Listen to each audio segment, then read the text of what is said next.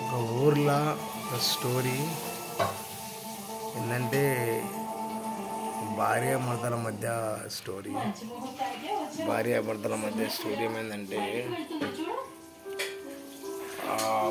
అత్తకు కోడలకు పడలేదు కాదంట. అత్తకు కోడలకు పడలేదు కాదు. అట్లా కొన్ని రోజులు సంసారం సాగించుకుంటా ముందు నడుచుకుంటా అట్లా అట్లా అట్లా వచ్చేసి అత్త కోళ్ళకు పడదు కాదు. అట్లా అట్లా సాగించుకుంటా ఏదో వాళ్ళు వ్యవసాయం పని చేసుకుని ఊళ్ళో ఉండేవాళ్ళు. ఇంకా అత్తకు ఇష్టం లేకుండా కానీ ఏదో సంసారం ముందుకు నడిపించుకుంటూ అట్లా అట్లా కొన్నేళ్ళు గడిచిపోయింది. ఇంకో ఇద్దరు పిల్లలు. ఆ పిల్లలు కానీ దాకా కూడా అట్లా అట్లా కూడా వాళ్ళకు అత్త మామకి ఇష్టం ఉండేది కాదు. ఆవిడకి మాత్రం ఇష్టం ఉండేది, అత్త మామకి ఇష్టం లేదు. ఇంకా అట్లా ఏంటంటే కొనసాగించుకుంటా వచ్చారు. ఇంకా వీళ్ళు ఏంటంటే అత్త మామ ఈ అమ్మాయిని అయితే ఈ అమ్మాయిని అయితే ఇడిచిపెట్టారని వాళ్ళకు ఎప్పటి నుంచో మనసులో ఉంది.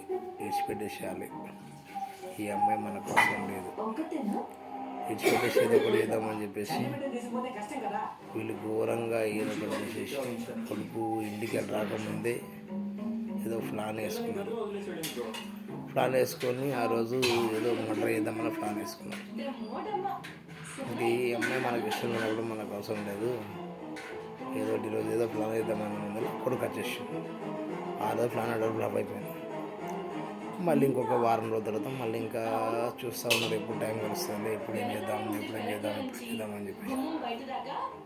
ఏదో చేద్దామని చెప్పేసి చూస్తూ ఉన్నారు. మళ్ళీ ఇంకో వారం అయినాక మళ్ళీ టైం కలిసి వచ్చింది.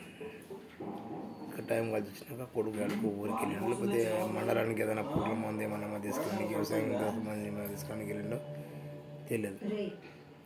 అప్పుడు మళ్ళీ టైం కలిసి రాగానే ఇంకా బొన్నాక గట్టిగా పట్టేసి ఇంకా ఇష్టం లేదైనా కానీ కష్టంగా చేయలేం కదా, వాళ్ళ అర్థమాలను నచ్చడం మనం ఏం చేస్తాం. గట్టిగా పట్టేసి పీక పట్టి నొక్కేసి ఒకళ్ళేమో ఏదో ఊళ్ళు కాలు పట్టుకొని వాళ్ళు చేతులు పట్టుకొని ఇద్దరు మూలు పట్టి గట్టిగా నొక్కి మోహన్కి ఇష్టమే, చేసుకున్న భర్తకి ఇష్టమే, కానీ కాకపోతే అత్తమామకి ఇష్టం లేదు. గట్టిగా పీక కడుపుని పట్టుకుని గడ్డి నొక్కి బట్టిగా చంపేసి అక్కడనే గుంత తోడి మామూలుగా అక్కడ పొలాలని గుంత తోడి కప్పెట్టేసి మామూలుగా ఏం తెలియకుండా మామూలుగా ఎక్కడో వెళ్ళిపోయింది అన్నట్టుగా ఆయన మీద ఒక నింద పెట్టేసి వెళ్ళిపోయింది అన్నట్టుగా నింద పెట్టారు. వాళ్ళు లేపారు మొగలు అష్టాకల. ఇప్పటిదాకా చేను ఉండరు రా, అష్టాకాలం లేదు కనిపించిందని అన్నారు, కానీ చుట్టుపక్కల కనిపించాను కానీ మాకు మాత్రం కనిపించలేదు. ఎక్కడనే ఎవరితో వెళ్ళిపోయిందంట ఎవరు అన్నారు, అన్నారు అని చెప్పి అమ్మాయి మీద పుకారు లేపి ఒక నింద పెట్టారు. తర్వాత మాత్రం ఆ నింద ఏంటో కొన్ని రోజుల తర్వాత